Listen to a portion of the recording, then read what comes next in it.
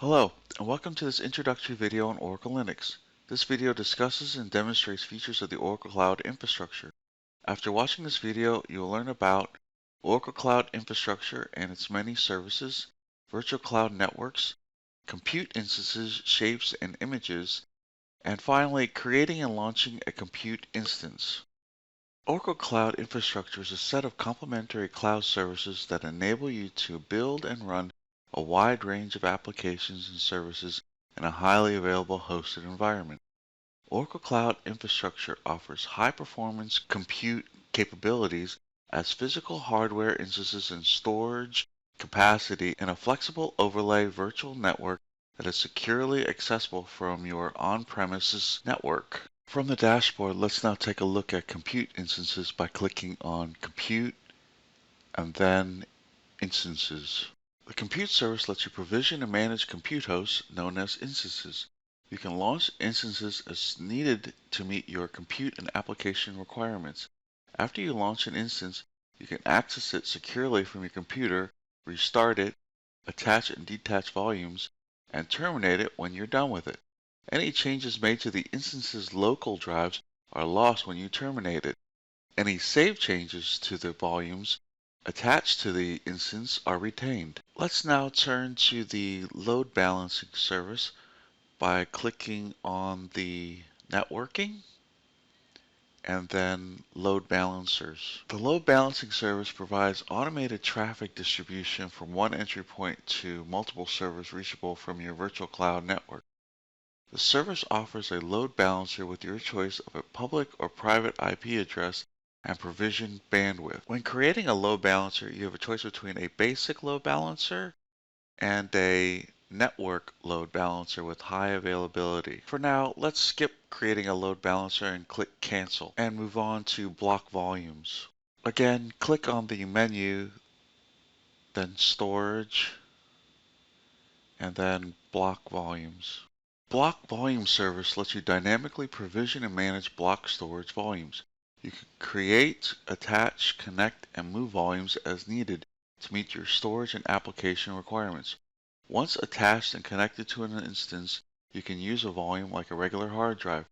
Volumes can also be disconnected and attached to another instance without the loss of data. Let's now click on Create Block Volume to see the necessary requirements such as the name of the block volume, the compartment availability domain, along with volume size and performance, and backup policies to highlight a few. Let's click Cancel to return to the previous screen, and we'll now move on to Object Storage by clicking the main menu, then Storage, then Object Storage and Archive. The Object Storage service offers two distinct storage class tiers to address the need for performance, such as frequently accessed hot storage and less frequently accessed cold storage.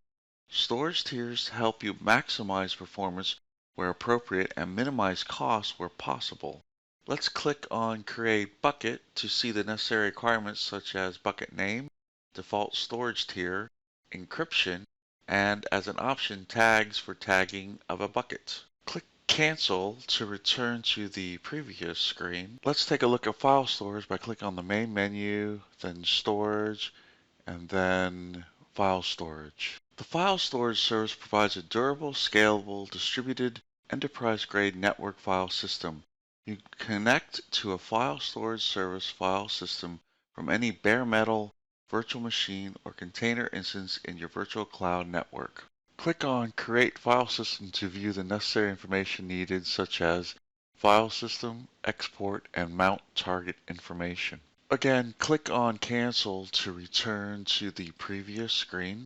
Moving forward once again, click on the main menu, followed by the Oracle database link, then Autonomous Database. The database service offers autonomous and user-managed Oracle database solutions. Autonomous databases are pre-configured, fully managed environments that are suitable for either transaction processing or for data warehouse workloads. User-managed solutions are bare metal, virtual machine, and Exadata DB systems that you can customize with the resources and settings that meet your needs. Clicking on the Create Autonomous Database button, you can see some of the necessary information needed. For example, compartment, display name, and database name, the workload type and deployment type, to name just a few requirements.